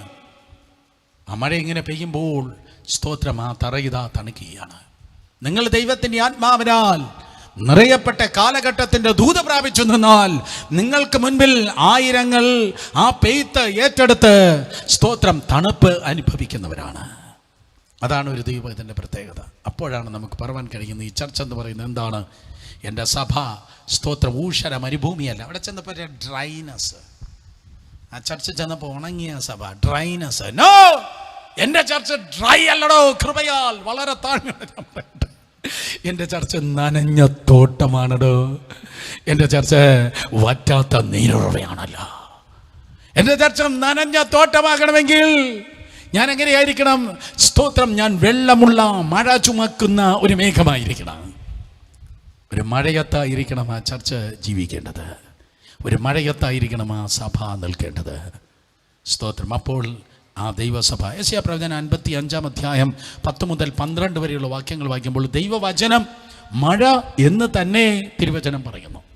വചനത്തെക്കുറിച്ച് 12 ഉപമാനങ്ങളുണ്ട്. വചനത്തെക്കുറിച്ച് 12 സ്തോത്ര ഉപമാനങ്ങളുണ്ട്. അതിലൊന്നാണ് ദൈവസഭ, ദൈവവചനം, ദൈവത്തിൻ്റെ വചനം മഴയും ഹിമവും ആണ്. 55-10 മഴയും ഹിമവും ആകാശത്ത് നിന്ന് പെയ്യുകയും അവിടേക്ക് മടങ്ങാതെ വിതപ്പാൻ വിത്തും തിന്മാൻ ആഹാരവും നൽകത്തക്കവണ്ണം ഭൂമിയെ നനച്ച് ഫലവത്താക്കി വിളയിക്കുന്നത് പോലെ. 11-ാം വാക്യം, എൻ്റെ വായിൽ നിന്ന് പുറപ്പെടുന്ന എൻ്റെ വചനം it never return void, അത് വെറുതെ എൻ്റെ അടുക്കലേക്ക് മടങ്ങി വരാതെ എനിക്കിഷ്ടമുള്ളത് നിവർത്തിക്കുകയും ഞാൻ അയച്ച കാര്യം സാധിപ്പിക്കുകയും ചെയ്യും. അപ്പം എൻ്റെ വായിൽ നിന്ന് വരുന്ന എൻ്റെ വചനം അതെങ്ങനെ ഇരിക്കുന്നു? മഴ പോലെ, ഹിമം പോലെ ഇരിക്കുന്നു. സ്തോത്രം. മഴ പോലെ, ഹിമം പോലെ ഇരിക്കുന്നു. പശ്ചാത്തല ദേശങ്ങളിൽ പോകുമ്പോൾ മേഘം വരുന്നതായ സമയത്ത് ഒന്നുകിൽ മഴയായിരിക്കും, അല്ലെങ്കിൽ സ്തോത്രം ഹിമമായിരിക്കും. എക്സാക്ട്ലി നമ്മുടെ ദേശത്ത് സ്നോഫാൾ ഇല്ല. നമ്മുടെ ദേശത്ത് ഹിമം വളരെ കുറവാണ്, മഴയാണുള്ളത്. അതുകൊണ്ട് സ്തോത്രം, ഒരു മഴ മേഘമായി ജീവിച്ചാട്ടെ, മഴ മേഘമായി സഞ്ചരിച്ചാട്ടെ, ഒരു മഴ മേഘമായി ഈ ദിവസങ്ങളിൽ ദൈവകൃപയിൽ നിറഞ്ഞിരുന്നാട്ടെ. ഒരാൾ എൻ്റെ അടുക്കലേക്ക് വന്നാൽ മഴ പെയ്യുകയാണ് അവൻ്റെ മേൽ. ഒരാൾ എന്നെ ഫോൺ ചെയ്താൽ അവൻ്റെ മേൽ മഴ പെയ്യുകയാണ്. ഞാനൊരു മഴ മേഘമാണ്. ചുറ്റുമിരിക്കുന്ന എല്ലാവരും നോക്കി പറഞ്ഞേ, ഞാനൊരു മഴ മേഘമാണ്, ഞാനൊരു മഴ മേഘമാണ്. നിങ്ങളൊരു മഴ മേഘമാകണമെങ്കിൽ അതിനു മുമ്പ് നിങ്ങളൊരു മഹത്വമേഘമാകണം. ദൈവത്തിൻ്റെ മഹത്വമാകുന്ന പരിശുദ്ധാത്മാ സാന്നിധ്യത്തിൽ നിറഞ്ഞിരിക്കുന്ന നിങ്ങൾ ആരായിരിക്കും? നിങ്ങളൊരു മഴ മേഘം ആയിരിക്കും. നിങ്ങൾ പ്രയോജനമുള്ളവരാണ്. നിങ്ങൾ മറ്റുള്ളവരെ നനയ്ക്കുന്നവരാണ്. മറ്റുള്ളവരെ സ്പിരിച്വൽ ഗ്രീനറിയിൽ, സ്പിരിച്വൽ ഫെർട്ടിലിറ്റിയിൽ, ആത്മീയ പച്ചിപ്പിൽ നിങ്ങൾ സ്തോത്രം വളർത്തിയെടുക്കുന്നവരാണ്. അങ്ങനെ നിങ്ങളുടെ വാക്കുകൾ മഴ പോലെയാകട്ടെ, മഞ്ഞ് പോലെയാകട്ടെ, വെള്ളമുള്ള മേഘങ്ങളായിരിക്കെ. ഇവിടെ വിശ്വാസത്യാഗികൾ കാറ്റുകൊണ്ട് ഓടുകയാണ്, സ്ഥിരമില്ല. ഇന്നൊരു ചർച്ചയിൽ, നാളെ വേറൊരു ചർച്ചയിൽ. സ്തോത്രം. അതെ, വെള്ളമില്ലാതെ ഓടുന്ന മേഘങ്ങൾ ഒരു പ്രയോജനമില്ല. 4-മതായി പറയുന്നു, ഇല കൊഴിഞ്ഞും ഫലമില്ലാതെയും വേരൊരു ചത്തും വേരറ്റും പോയ വൃക്ഷങ്ങൾ. അവിടെ ഫലമില്ലാത്ത വൃക്ഷങ്ങൾ, ഫലമില്ലാത്ത വൃക്ഷങ്ങളെക്കുറിച്ച് പറയുന്നു. ഫ്രൂട്ടുമില്ല, റൂട്ടുമില്ല. അല്ലേ? ഫലവുമില്ല. എന്താ? വേരും അറ്റുപോയി. കൊലോസ്യ ലേഖനം 3-ാം അധ്യായത്തിൽ ഒരു വാക്യമുണ്ട്. സ്തോത്രം. അതെ, അവനിൽ വേരൂന്നണം. കർത്താവ് യേശുവിൽ എന്തോ ചെയ്യണം? വേരൂന്നണം. അവനിൽ വേരൂന്നണം. ഈ കർത്താവിൽ വേരൂന്നിയാൽ മാത്രമേ നമുക്ക് എന്ത് ചെയ്യാൻ പറ്റത്തുള്ളൂ? വളരുവാൻ കഴിയത്തുള്ളൂ. കർത്താവിൽ വേരൂന്നിയാൽ മാത്രമേ നമുക്ക് വളരുവാൻ കഴിയത്തുള്ളൂ. Deep rooted. കർത്താവിൽ വേരൂന്നുന്നു. ആത്മീയ ജീവിതം ക്രിസ്തുവിൽ വേരൂന്നുന്നു. വേരൂന്നുമ്പോൾ നമ്മൾ വളരുന്നു. വളരുമ്പോൾ നമ്മൾ ഫലം കായ്ക്കുന്നു. അപ്പോൾ റൂട്ടിൽ താഴേക്ക് വളർന്നാൽ മാത്രമേ പിന്നത്തേതിൽ ഉയരത്തിലേക്കും സൈഡിലേക്കും ഒക്കെ വളരുവാൻ കഴിയത്തുള്ളൂ. ഇന്ന് പലരുടെ ആഗ്രഹം സൈഡിലേക്കും ഉയരങ്ങളിലേക്കും ഒക്കെ എനിക്ക് വളരണം. പക്ഷേ കാണുന്ന മണ്ഡലത്തിൽ വളരുവാൻ ആഗ്രഹിക്കുന്ന നിങ്ങൾ എന്ത് ചെയ്യണം? കാണാത്ത മണ്ഡലത്തിലും വളർന്നേ പറ്റത്തുള്ളൂ. ഹോംവർക്കായി ഞാൻ നിങ്ങൾക്ക് പറയുന്നു, അവനിൽ വേരൂന്നിയും ആത്മീയവർദ്ധന പ്രാപിച്ചു. ആ വാക്യം കണ്ടുപിടിച്ച് എഴുതിയെടുത്താട്ടെ. സ്തോത്രം. എൻ്റെ നോട്ടിൽ ഞാൻ ആ വാക്യം എഴുതിയില്ല, അതുകൊണ്ട് എൻ്റെ റെഫറൻസ് വളരെ പെട്ടെന്ന് പറവാൻ എനിക്ക് ഓർമ്മയില്ലെന്ന് ഞാൻ പറയുന്നു. അവനിൽ വേരൂന്നിയും ആത്മീയവർദ്ധന പ്രാപിച്ചു. ആദ്യം ഫ്രൂട്ടല്ല വേണ്ടിയത്, ആദ്യം റൂട്ടാണ് വേണ്ടിയത്. ആദ്യം സ്തോത്രം. അതെ, നിങ്ങൾക്ക് ഫലമല്ല വേണ്ടിയത്, ശുശ്രൂഷയുടെ ഫലമല്ല വേണ്ടിയത്. ആദ്യം റൂട്ട്. അവനിൽ വേരൂന്നണം. അവനിൽ വേരൂന്നിയിട്ടാണ് പിന്നെ എന്തുണ്ടാകുന്നത്? ഫലമുണ്ടാകുന്നത്. പക്ഷേ ഇവരുടെ പ്രത്യേകത, ഇവർ ഫലമില്ലാത്തതിൻ്റെ റീസൺ പരിശുദ്ധാത്മാവിൽ ദൈവദാസൻ നോക്കിയപ്പോൾ എവിടെ? റൂട്ട് ഓൾറെഡി പറഞ്ഞു നിൽക്കുകയാണ്. വേരറ്റ് നിൽക്കുകയാണ്. വേരില്ല. കഴിഞ്ഞ ഇടയ്ക്ക് ഞാൻ പറഞ്ഞിട്ടുണ്ട്, 2018 ഭയങ്കര പ്രളയം ഉണ്ടായി. എല്ലാവർക്കും അറിയാം. ആ പ്രളയം സ്തോത്രം കഴിഞ്ഞ ഉടനെ സെൻട്രൽ ഒരിടത്തൂടെ ഞങ്ങൾ ചിലരിങ്ങനെ യാത്ര ചെയ്യുകയാണ്. അവിടെ ചുറ്റുമുള്ളതായ നൂറുകണക്കിന് വൃക്ഷങ്ങൾ ഈ ഒഴുക്ക വെള്ളത്തിൽ ഒലിച്ചു പോയി. പക്ഷെ ഒരു വൃക്ഷം മാത്രം അവിടെ നിൽക്കുന്നു. നൂറുകണക്കിന് വൃക്ഷങ്ങൾ ഒഴുകിപ്പോയിട്ട് ഒരു വൃക്ഷം മാത്രം നിൽക്കുന്നു. ആ വൃക്ഷത്തിൻ്റെ നിപ്പും ഭാവമൊക്കെ കാണുമ്പോൾ ചരിഞ്ഞല്ല നിൽക്കുന്നത്, ഡാമേജ് ആയിട്ടല്ല നിൽക്കുന്നത്, അതേപോലെ നിൽക്കുന്നു. 90 ഡിഗ്രി വെർട്ടിക്കലായി തന്നെ നിൽക്കുന്നു. അവൻ്റെ ആ ഭാവം കണ്ടപ്പോൾ അവിടെ നൂറുകണക്കിന് ആൾക്കാരിങ്ങനെ കൂടിയിട്ടുണ്ട്. അപ്പോഴാ റോഡിന് അപ്പുറവും ഇപ്പുറവും വെള്ളവുമാണ്, നല്ല ചേറും വെള്ളമൊക്കെയാണ്. പക്ഷേ ഈ വൃക്ഷത്തെ നോക്കുമ്പോൾ പ്രളയം റിയലി അതെന്നതാ എന്ന് പ്രളയത്തെ വെല്ലുവിളിച്ചവൻ നിൽക്കുകയാണ്. അപ്പം പ്രായമുള്ളവർ അപ്പച്ചൻ പറഞ്ഞു, കണ്ടോ അവൻ്റെ ഈ പുറമേ കാണുന്ന വളർച്ച പോലെ മണ്ണിനടിയിൽ വേരിൻ്റെ വളർച്ചയുണ്ട്. എനിക്കൊരു ദൂത് കിട്ടി, എനിക്കൊരു പ്രസംഗം കിട്ടി. അതിൻ്റെ പുറമേ കാണുന്ന ശാഖകളും ഉപശാഖകളുമായി ഒരു വലിയ വടുവൃക്ഷമായി അവൻ വളർന്നു നിൽക്കുന്നത് പോലെ അവൻ്റെ കാണാത്ത മേഖലയിൽ അവൻ്റെ റൂട്ട് വളരെ സ്ട്രോങ് ആണ്. നിങ്ങളുടെ റൂട്ട്, നിങ്ങളുടെ വേര് എത്രത്തോളം സ്ട്രോങ് ആണോ അത്രത്തോളം ആയിരിക്കും നിങ്ങളുടെ പുറമേയുള്ളതായ ശുശ്രൂഷയും സ്ട്രോങ് ആകുന്നത്.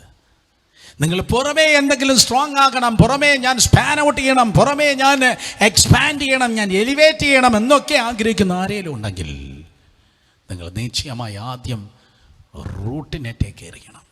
നിങ്ങൾ ഡീപ്പ് റൂട്ടഡ് ആണെങ്കിൽ മാത്രമേ നിങ്ങൾക്ക് സ്ട്രോങ് ആയി ദൈവകൃപയാൽ വളരുവാൻ കഴിയത്തുള്ളൂ. സ്തോത്രം. Deep rooted. രക്ഷിക്കപ്പെട്ട സകല ദൈവത്തിൻ്റെ മക്കളും ആരായിരിക്കും? അവരുടെ പുറമേയുള്ളതായ വളർച്ചയേക്കാൾ അകമയുള്ളതായ വളർച്ചയ്ക്ക് അവർ പ്രാധാന്യം നൽകും. D.L. മൂഡി എന്ന ദൈവത്തിൻ്റെ ദാസൻ ഇപ്രകാരമാണ് പറഞ്ഞത്: ഒരിക്കൽ ജനിച്ചവൻ 2 പ്രാവശ്യം മരിക്കും. D.L. മൂഡി പറഞ്ഞു, ഒരിക്കൽ ജനിച്ചവൻ 2 പ്രാവശ്യം മരിക്കും. എന്നാൽ 2 പ്രാവശ്യം ജനിച്ചവൻ ഒരിക്കലേ മരിക്കത്തുള്ളൂ. 2 പ്രാവശ്യം ജനിച്ചവൻ ഒരിക്കലേ മരിക്കത്തുള്ളൂ. ഒരിക്കൽ ജനിച്ചവൻ 2 പ്രാവശ്യം മരിക്കും. ഒരിക്കൽ ജനിച്ചു, അമ്മയുടെ ഗർഭത്തിൽ നിന്ന് ഒരിക്കൽ ജനിച്ചു, രണ്ടാമത് വീണ്ടും അറിയത്തുപോലുമില്ല, ബോൺ അഗെയിൻ അറിയത്തില്ല. ഒരിക്കൽ ജനിച്ചു, അവന് 2 മരണമുണ്ട്. ഒന്ന് ശാരീരിക മരണമുണ്ട്, മറ്റൊന്ന് നിത്യമരണമുണ്ട്. ഒന്ന് ശാരീരിക മരണം, നിത്യമരണം. ഒരിക്കൽ ജനിച്ചു. എന്നാൽ 2 പ്രാവശ്യം ജനിച്ചവൻ അമ്മയുടെ ഗർഭത്തിൽ നിന്ന് ജനിച്ചു, അത് കഴിഞ്ഞിട്ട് വീണ്ടും ജനനവും പ്രാപിച്ചു. അമ്മയുടെ ഗർഭത്തിലും ജനിച്ചു, വീണ്ടും ജനനവും പ്രാപിച്ചു. 2 പ്രാവശ്യം ജനിച്ചവൻ ഇനി ഒറ്റ മരണമേ ഉള്ളൂ. ഒരു ദിവസം സ്തോത്രം, ഞാൻ മരിക്കുമായിരിക്കും, പക്ഷെ ഞാൻ നിത്യതയിൽ പോകും. രണ്ടാം മരണത്തിന് എൻ്റെ മേൽ പങ്കും ഓഹരിയും ഇല്ല. സഹോദരങ്ങളെ, അങ്ങനെ അവനിൽ വേരൂന്നിയും ആത്മീയ വർധന പ്രാപിച്ചും നിങ്ങളായിരിക്കുമ്പോൾ നിങ്ങൾ സ്തോത്രം ഫലമില്ലാത്തവരല്ല, നിങ്ങൾ ഫലം ഉള്ളവർ ആയിരിക്കും. ഫലമുള്ളതാണ് ആത്മീയ ജീവിതം. യേശു കർത്താവ് സ്തോത്രം കപടഭക്തിക്കാരെ നോക്കി പറഞ്ഞു. മത്തായി 7:20 വായിക്കുമ്പോൾ, അവരുടെ ഫലത്താൽ നിങ്ങൾ അവരെ തിരിച്ചറിയും. അവിടെ ഷർട്ടിനാലോ വേഷവിധാനത്താലോ മീശയില്ലാത്ത ഫേസിനാലോ ആഭരണമില്ലാത്ത പരിപാടിയാലോ അവിടെ വചനത്താലോ പോയിന്റിനാലോ ബൈബിൾ സ്റ്റഡിയാലോ പ്രസംഗത്താലോ കൃപാവരത്താലോ അന്യഭാഷയുടെ ബഹളത്താലോ അല്ല നിങ്ങളവരെ തിരിച്ചറിയുന്നത്.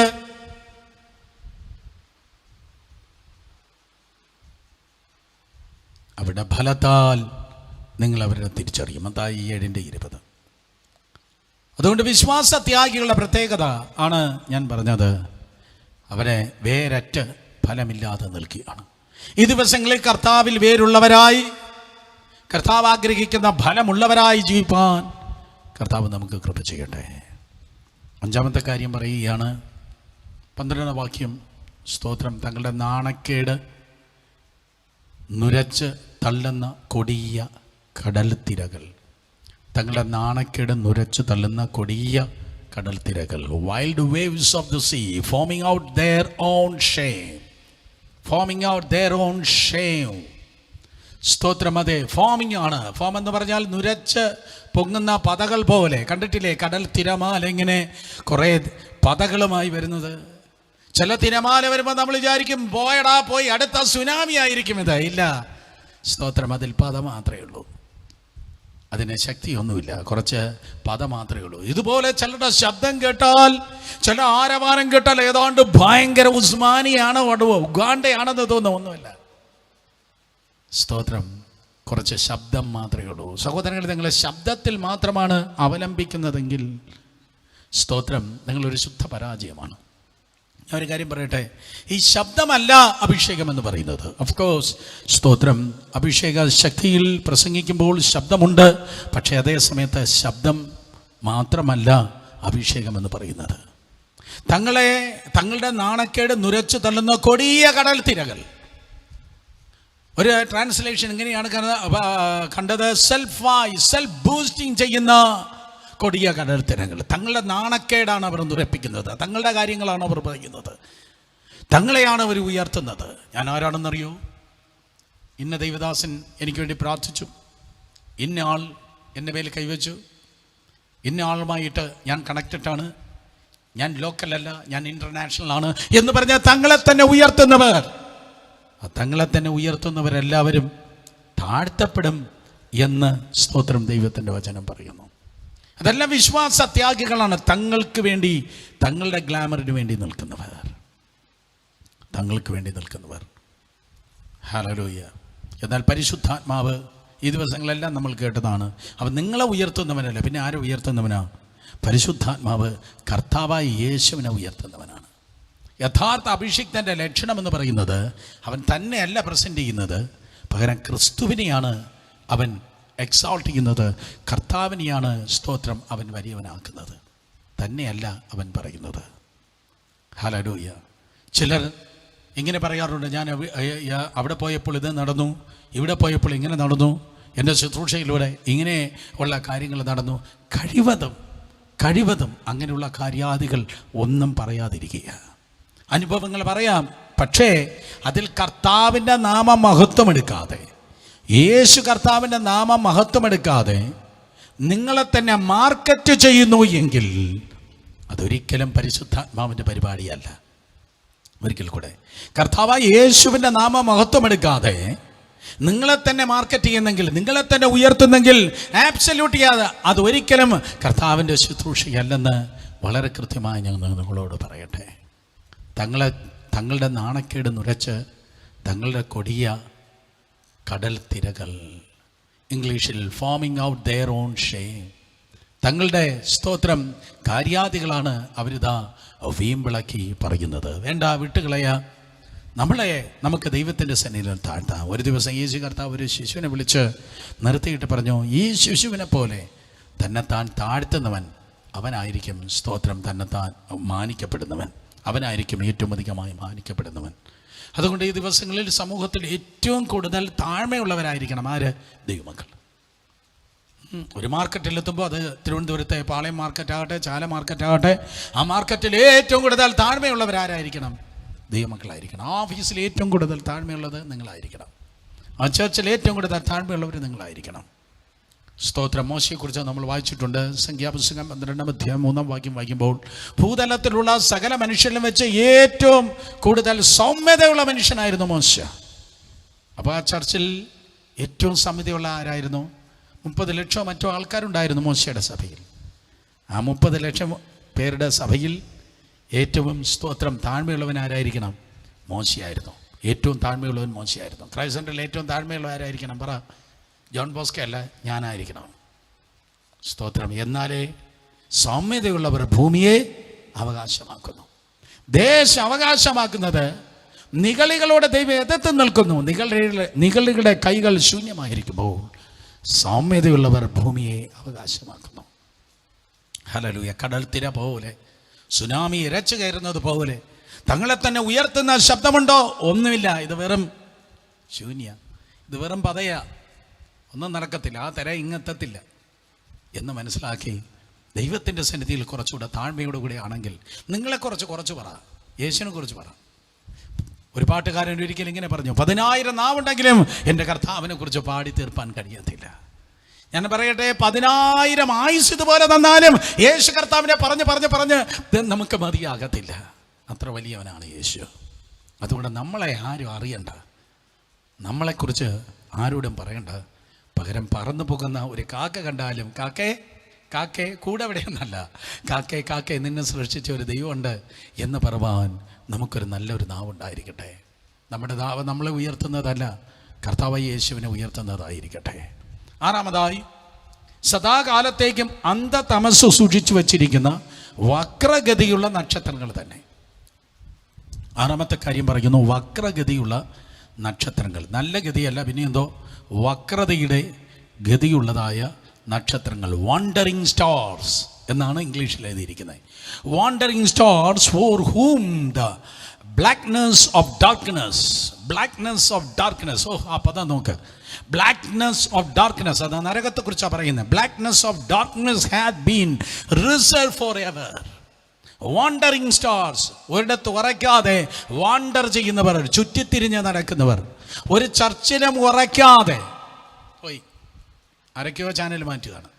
ഒരു ശുശ്രൂഷയിലും ഉറയ്ക്കാതെ, ഒരു ദൈവദാസന്റെ മുൻപിൽ ഉറയ്ക്കാതെ പല അപ്പന്മാരുടെ പിന്നാലെ ഓടുന്നവർ, പല ശുശ്രൂഷകളെ പിന്നാലെ ഓടുന്നവർ.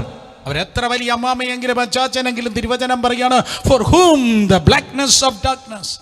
അവർ ചെന്ന് ചേരുന്നത് അവസാനം സ്തോത്രം ഇരുണ്ട സ്ഥലത്താണ്, നരകത്തിലാണ്.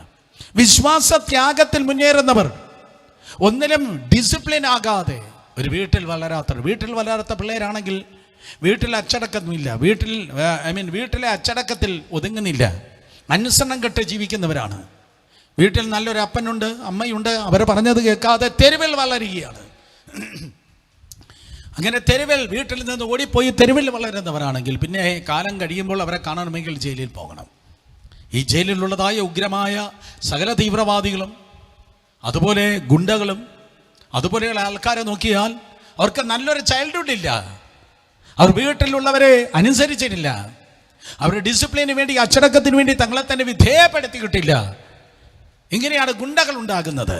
വളരെ ദുഃഖത്തോടെ പറയട്ടെ, അവസാനം വന്ന് ഇപ്പോൾ ബൈബിൾ എടുത്തിരിക്കുന്ന കുറച്ച് ബൈബിൾ ഗുണ്ടകളെ നമുക്ക് കാണാൻ കഴിയും. അപ്പനില്ല സന്താനങ്ങൾ, ബൈബിൾ ഗുണ്ടകൾ. എന്നെ ആരും ഉപദേശിക്കണ്ട, ആര് പറഞ്ഞാലും ഞാൻ കേൾക്കത്തില്ല, അവനെ ഞാൻ കീഴടങ്ങത്തില്ല, എനിക്കും 2 അന്യഭാഷയുണ്ട്, നീ പറയുന്ന അന്യഭാഷ ഭൂതവും പറയും, ഞാൻ ആർക്കും വിധേയപ്പെടത്തില്ല എന്ന് പറഞ്ഞ് സദാകാലത്തേക്കും അന്ധതമസ് സൂക്ഷിച്ചിരിക്കുന്ന വക്രഗതിയുള്ള നക്ഷത്രങ്ങൾ, വാണ്ടറിങ് സ്റ്റാർസ്. അവർക്ക് സ്റ്റാർ ആകണം, പക്ഷേ അവരിതാ സ്തോത്രം വാണ്ടർ ചെയ്യുകയാണ്, ഒരു സ്ഥലത്തുറയ്ക്കാതെ ഇങ്ങനെ ഊടാടി സഞ്ചരിക്കുകയാണ്. പണ്ടൊരു നക്ഷത്രമായി നിന്നവൻ ഇന്ന് ഊടാടി സഞ്ചരിക്കുന്നു. ഒരിക്കൽ ഇവിടെ മനസ്സിലായില്ല. പണ്ടൊരു നക്ഷത്രമായി നിന്നവൻ ഇന്ന് ഊടാടി സഞ്ചരിക്കുന്നു. അവൻ നക്ഷത്രനായിരുന്നു. അവൻ്റെ പേര് അരുണോദയ പുത്ര എന്നാണ്. എസെക്കിയേൽ 28:1-2, യെശയ്യാ 14:10. അരുണോദയ പുത്ര. ലൂസിഫറിനെ കുറിച്ച് പറയാ, അരുണോദയ പുത്ര. പക്ഷെ അവൻ വെട്ടേറ്റു, അവൻ നിഗളിയായി. അവൻ നിഗളിയായതുകൊണ്ടാണ് അനുസരിക്കാത്തത്. ദൈവദാസന്മാർ പറയുമ്പോൾ, ദൈവമക്കൾ പറയുമ്പോൾ അനുസരിക്കാതിരിക്കുന്നെങ്കിൽ ഉടനെ മനസ്സിലാക്കണം, അവൻ നിഗളിയാണ്. യെശയ്യാ 14:12, അരുണോദയ പുത്രനായ ശുക്ര, നീ എങ്ങനെ ആകാശത്തുനിന്ന് വീണു? ജാതികളെ താഴ്ത്തിക്കട്ടവനെ, നീ എങ്ങനെ വെട്ടേറ്റ് നിലത്ത് വീണു? നിഗളിച്ചതുകൊണ്ടാണ്. നിഗളിച്ചതുകൊണ്ട്. ആര് പറഞ്ഞാലും ഞാൻ കേൾക്കത്തില്ല, എനിക്കറിയാം എന്ത് ചെയ്യണമെന്ന്. സ്തോത്രം. തോന്നുന്നത് ചെയ്യുന്നവർ നിഗളികൾ. അങ്ങനെ അവൻ വെട്ടേറ്റ് നിലത്ത് വീണു. നിലത്ത് വീണപ്പോൾ ഒന്നിനും ഉറയ്ക്കത്തില്ല. ഒരു സംഘടനയിൽ ഉറയ്ക്കാത്ത പാസ്റ്റർമാരെ എനിക്കറിയാം, ഒരു ടീമിൽ ഉറയ്ക്കാത്ത സഹോദരന്മാരെ എനിക്കറിയാം. ഒരു ദൈവദാസന്റെ മുൻപിലിരുന്ന് സ്തോത്രം അതെ ഉറച്ചിരിക്കാതെ ഊടാടി നടക്കുന്ന പലരെ എനിക്കറിയാം. അവരുടെ അവസാനം എന്ന് പറയുന്ന ബ്ലാക്ക്നെസ് ഓഫ് ഡാർക്ക്നെസ് എന്ന് തിരുവചനം പറയുന്നു. യൂദയുടെ ലേഖനം 1:13 സ്തോത്രം. അതുകൊണ്ട് ഉറക്കേണ്ടടുത്ത് ഉറക്കണം. എവിടെയെങ്കിലും പോയി ഉറച്ചോ എന്നല്ല ഞാൻ പറയുന്നത്. മനുഷ്യൻ എവിടെ പാർക്കണമെന്ന് ദൈവം ഓൾറെഡി തീരുമാനിച്ചിരിക്കുന്നെന്ന് അപ്പോസ്തല പ്രവൃത്തി പറയുന്നു. മനുഷ്യൻ എവിടെ കുടിയിരിക്കണമെന്ന് ദൈവം തീരുമാനിച്ചിരിക്കുന്നു. മനുഷ്യൻ എവിടെ കുടിയിരിക്കണമെന്ന് ദൈവം തീരുമാനിച്ചിരിക്കുന്നത് പോലെ സ്തോത്രം നീ എവിടെ ആരാധിക്കണമെന്ന് ദൈവം തീരുമാനിച്ചിരിക്കുന്നു. നിങ്ങൾ കുടുംബമായി പാർക്കുന്നവരെങ്കിൽ വളരെ കൃത്യമായ തിരുവചനത്തിൻ്റെ വ്യവസ്ഥയിൽ പറയട്ടെ, നിങ്ങൾ ഒരുമിച്ച് പാർക്കുന്നവരാണെങ്കിൽ നിങ്ങൾ ഒരുമിച്ച് ആരാധിക്കുന്നവരുമായിരിക്കണം. നിങ്ങൾ ഒരുമിച്ച് പാർക്കുന്നവരാണെങ്കിൽ ഒരുമിച്ച് ആരാധിക്കുന്നത്. ഇവിടെ കുറച്ചപ്പുറത്ത് ഒരു വലിയൊരു ബിസിനസ് ഫാമിലി ഉണ്ട് ട്രിവാൻഡ്രത്ത്. അപ്പൻ രാവിലെ ഒരു പള്ളിയിൽ പോകും, അമ്മ കുറച്ചുകൂടെ കഴിഞ്ഞിട്ട് വേറൊരു പെന്തക്കോസ്ത് പള്ളിയിൽ പോകും. 2 പിള്ളേരാണ്. മകൻ ഒരു പള്ളിയിൽ പോകും, മകൾ വേറൊരു പള്ളിയിൽ പോകും. സ്തോത്രം. 4 പേര് വീട്ടിലുണ്ട്, 4 ആരാധനയാണുള്ളത്. ഒരു വീട്ടിൽ 4 അടുപ്പുള്ളതുപോലെ നിന്റെ വീടിൻ്റെ അവസ്ഥ അതാണോ?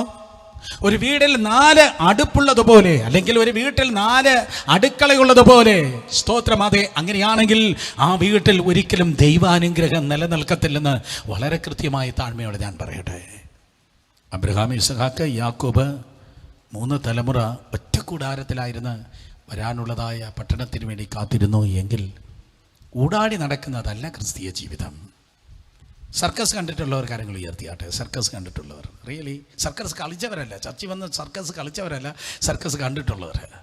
സർക്കസ് കാണുമ്പോൾ ഒരു ഊഞ്ഞാലിൽ നിന്ന് അടുത്ത ഊഞ്ഞാലിൽ, ഒരു അടുത്ത 2ാമത്തെ ഊഞ്ഞാലിൽ നിന്ന് 3ാമത്തെ ഊഞ്ഞാലിൽ, 3ാമത്തേൽ നിന്ന് 4ാമത്തേതിൽ, 4ാമത്തേൽ നിന്ന് 5ാമത്തേതിൽ ഇങ്ങനെ ഊടാടി നടക്കുന്നതല്ല, ചാടി നടക്കുന്നതല്ല അഭ്യാസി. ചാടി നടക്കുന്ന അഭ്യാസികളുടെ അവസാന വിശ്വാസത്യാഗമാണ്. ആരൊക്കെ ഓഫ് ചെയ്തു, ആരോ കേൾക്കാൻ വയ്യെന്ന് പറഞ്ഞു. പക്ഷെ നിങ്ങളുടെ ദശാംശവും സ്തോത്രകാഴ്ചയൊന്നും എനിക്ക് ആവശ്യമില്ല. ഞാൻ ദൈവവചനം ഉള്ളതുപോലെ പറയട്ടെ. ദൈവവചനം സ്തോത്രം. ദൈവത്തിൻ്റെ സഭ എന്ന് പറയുന്നത് അത് തുറന്നു കിടക്കുന്ന വയലല്ല, അതിനൊരു ഡിസിപ്ലിനുണ്ട്. അത് കെട്ടി അടച്ചിരിക്കുന്ന ഒരു തോട്ടമാണ്. അതുകൊണ്ട് സഹോദരങ്ങളെ, പ്രോബ്ലംസ് വരാം, പക്ഷെ അവിടെയൊക്കെ ദൈവത്തിൻ്റെ കൃപയാൽ ഉറച്ചു നിന്നതുകൊണ്ടാണ് ദൈവകൃപയാൽ ഞങ്ങളൊക്കെ എങ്ങനെയായത്. ഹല്ലേലൂയ, സ്തോത്രം. ഒത്തിരി നെഗറ്റീവ്സ് പറയാൻ കഴിയും, ഒത്തിരി നെഗറ്റീവ്സ് സ്തോത്രം ചിന്തിപ്പാൻ കഴിയും. ഒത്തിരി നെഗറ്റീവ്സ് ആയിരുന്ന സ്ഥലങ്ങളിൽ നിന്നും വ്യക്തിത്വങ്ങളിൽ നിന്നും അനുഭവിച്ചിട്ടുണ്ട്. പക്ഷേ ചുറ്റും നിന്ന് ആൾക്കാരെ നോക്കാതെ വിളിച്ച കർത്താവിനെ മേലേക്ക് നോക്കി രഹസ്യത്തിലും പരസ്യത്തിലും ഉപവസിച്ച് രാത്രിയും പകലും കണ്ണുനീരൊഴുക്കി വിളിച്ചവനെ അങ്ങ് വിശ്വസ്തനാണ്, വിളിച്ച ദൈവം വിശ്വസ്തനല്ലോ, വിളിച്ച ദൈവം വിശ്വസ്തനല്ലോ എന്ന് പറഞ്ഞ് ദൈവകൃപയിൽ ആശ്രയിച്ചതുകൊണ്ട് ഇന്ന് ഇന്ത്യയിൽ 19 സംസ്ഥാനങ്ങളിൽ, ലോകത്തിൽ 39 രാജ്യങ്ങളിൽ നിൽക്കുവാൻ കർത്താവ് കൃപ ചെയ്തു. എന്നെ ദൈവം നിർത്തിയെങ്കിൽ നിങ്ങളെ നിർത്തുവാൻ തക്കോണം ശക്തനാണ്. അതുകൊണ്ട് പ്രോബ്ലംസ് കണ്ട് ഓടിപ്പോകില്ല, പ്രോബ്ലം നിന്നെ കണ്ട് ഓടിപ്പോകട്ടെ. നെഹെമ്യാവ് ഇപ്രകാരം പറഞ്ഞു, എന്നെപ്പോലെ ഒരു മനുഷ്യൻ ഓടിപ്പോകുമോ? In Jesus name.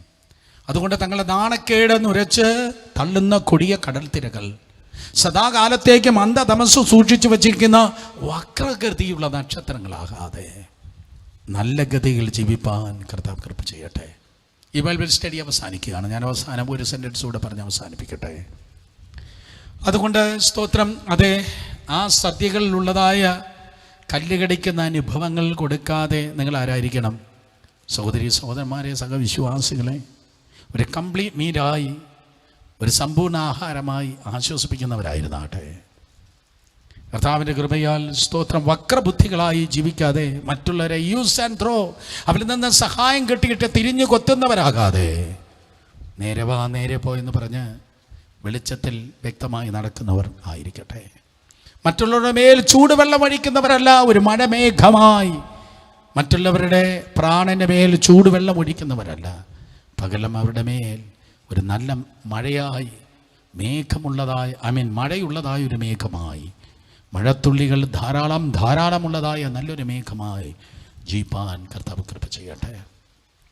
വേരിലും ഫലത്തിലും സ്ട്രോങ് ആയിരിക്കുന്ന ഒരു വൃക്ഷം പോലെ, റൂട്ടിലും ഫ്രൂട്ടിലും സക്സസ് ആയിരിക്കുന്ന ഒരു മരം പോലെ, ഇൻവിസിബിൾ റിലത്തിലും വിസിബിൾ റിലത്തിലും ദൈവത്തിൻ്റെ കൃപയാൽ സക്സസ് ആയി നിന്നാട്ടെ.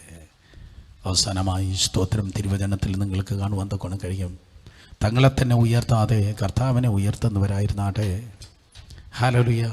പൂർണ്ണമായി ഒരു സഭയെ സംബന്ധിച്ച്, ഒരു ശുശ്രൂഷകളെ സംബന്ധിച്ച് ദൈവത്തിൻ്റെ നാമത്തിൽ കർത്താവിൻ്റെ കൃപയാൽ നിൽക്കുന്നവർ ആയിരിക്കട്ടെ.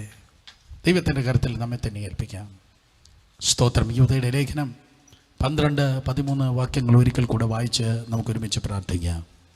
ഇവർ നിങ്ങളുടെ സ്നേഹസ്ഥിതികൾ മറഞ്ഞു കിടക്കുന്ന പാറകൾ, നിങ്ങളോടുകൂടെ വിരുന്ന് കഴിഞ്ഞ് ഭയം കൂടാതെ നിങ്ങളെ തന്നെ തീറ്റുന്നവർ, കാറ്റുകൊണ്ട് ഓടുന്ന വെള്ളമില്ലാത്ത മേഘങ്ങൾ, ഇല കൊഴിഞ്ഞും ഫലമില്ലാത്തതും രണ്ടുരുടെ ചത്തും വേരറ്റും പോയ വൃക്ഷങ്ങൾ, തങ്ങളുടെ നാണക്കേട് നുരച്ചു കൊള്ളുന്ന കൊടിയ കടൽ തിരകൾ, സദാകാലത്തേക്കും അന്ധതമസ് സൂക്ഷിച്ചിരിക്കുന്ന വക്രകൃതിയുള്ള നക്ഷത്രങ്ങൾ. നിങ്ങളങ്ങനെയാകാതെ കർത്താവിൻ്റെ സന്നിധിയിൽ നേരോടും നിരപ്പോണും കൊണ്ട് നിൽക്കുവാൻ ദൈവത്തിൻ്റെ സന്നിധിയിൽ പ്രാർത്ഥിച്ചാട്ടെ.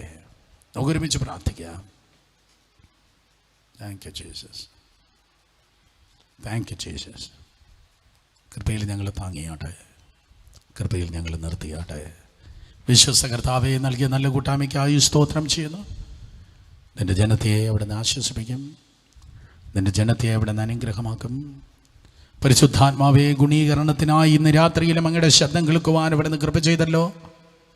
ദൈവകൃപയിൽ യഥാർത്ഥ വിശുദ്ധിയിൽ ജീവിപ്പാൻ, കർത്താവിൻ്റെ കൃപയിൽ ജീവിപ്പാൻ അവിടുന്ന് സഹായിക്കും.